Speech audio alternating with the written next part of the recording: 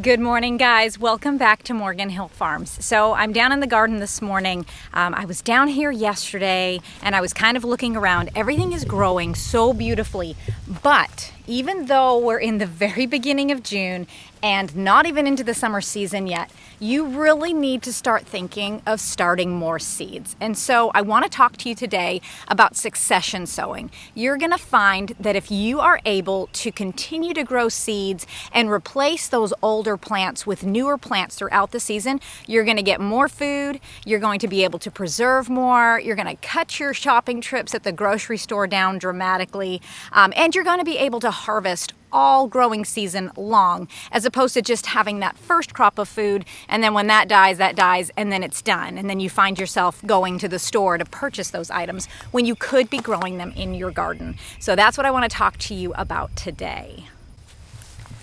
Okay, so one of the crops that I will be succession sowing this year, in fact, I'm going to be starting more seeds for that today, are my cucumbers. So these are all pickling cucumbers here behind me that will grow up this trellis. And although they look fairly healthy, you are going to see some yellowing spots on the leaves and a little bit of bug pressure. When these things start to get covered with powdery mildew and all of that kind of stuff, they are not going to produce cucumbers very well at all. And I'll be lucky to get 1, 2, 3 cucumbers off of these guys. And when I'm preserving pickles and cucumber relish and all of those things, I need buckets of cucumbers, and I want to keep those big harvests coming in. So I'll be starting more of these today. I'm going to be doing them in another area where I have trellises, but cucumbers are definitely a staple around here for salads, just for tossing with some rice wine vinegar and some hot pepper flakes, sort of like as a side to an Asian dish, something like that. They're really versatile and you can use them for a lot of things. Next on the list are some winter squash. Now, things like pumpkins and those things, they have a really long growing season, so I wouldn't suggest doing that as a succession sowing. I would start that and just kind of let that go through the season and then harvest from that.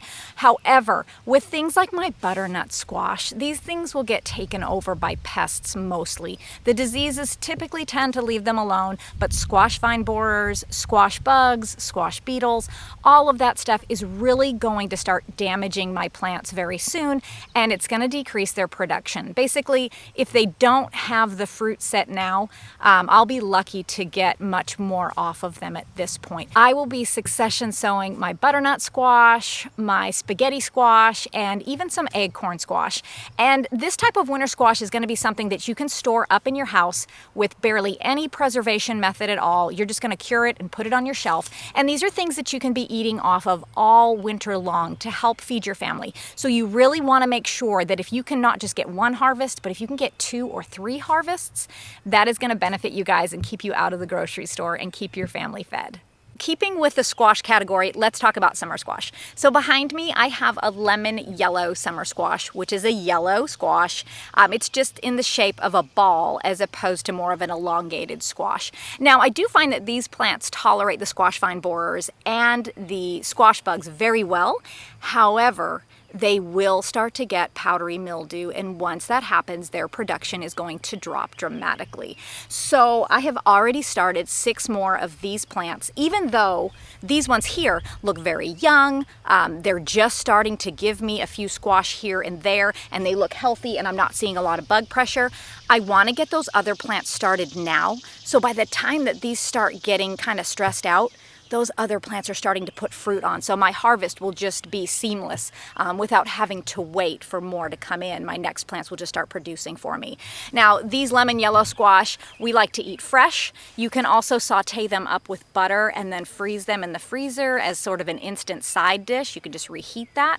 You can also take these and slice them thinly, put them on a dehydrator tray, and then you can add those to casseroles or to a vegetable lasagna, or also just into any of your soups. These things rehydrate really, really well. And going along with the summer squash, zucchini is another one. So zucchini is one that the squash vine borers take out frequently for me.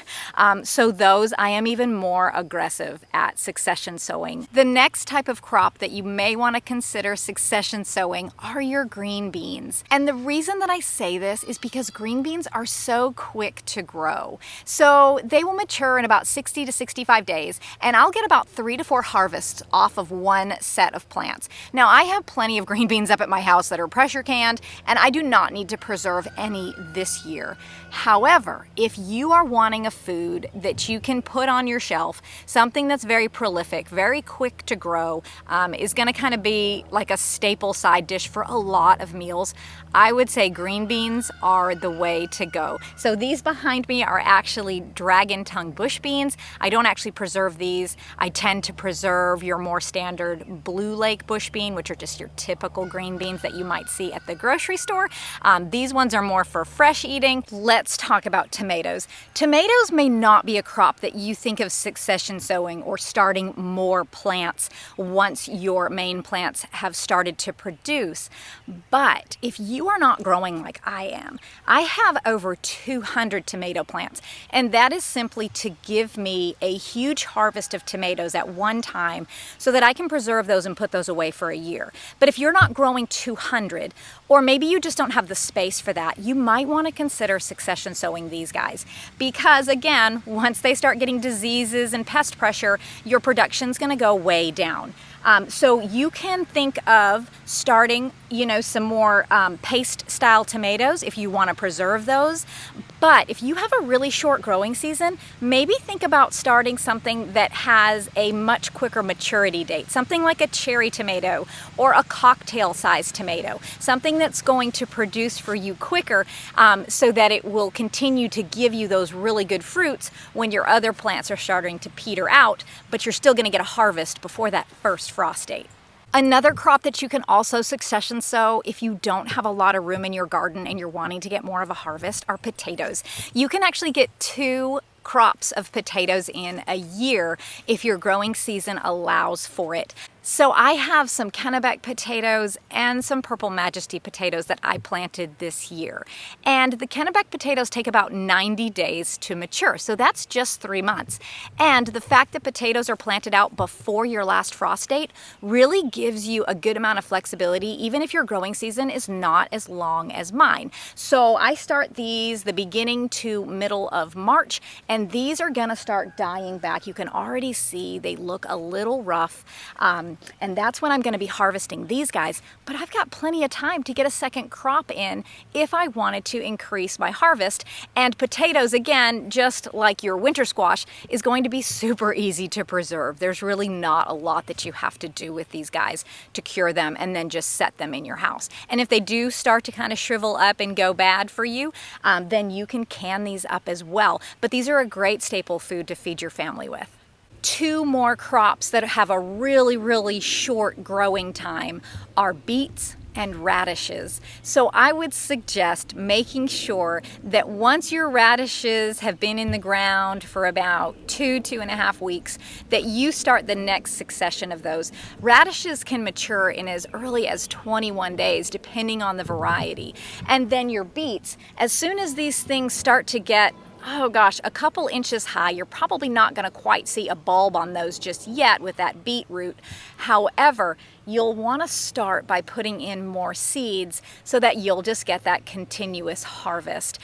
Beets are really good. We like to just pressure can those so that they're just in their own juice, but you can also pickle them, you can put them on salads, you can grate them up. They do have that real earthy flavor, but I actually really, really enjoy that. One thing that we have noticed since we have been growing our own food here is that foods that we used to buy at the grocery store that we used to love, we don't find that we have much of a taste for those anymore. And things in the garden that we thought, gosh, we'll never eat that, we actually enjoy now. I feel like our taste buds have been changing over these past few years, and I feel like it's been a great thing. I used to love Doritos at the store, and now when I eat them, it's just, they're not great anymore. And I think it's because we're getting back to what natural and real food really is.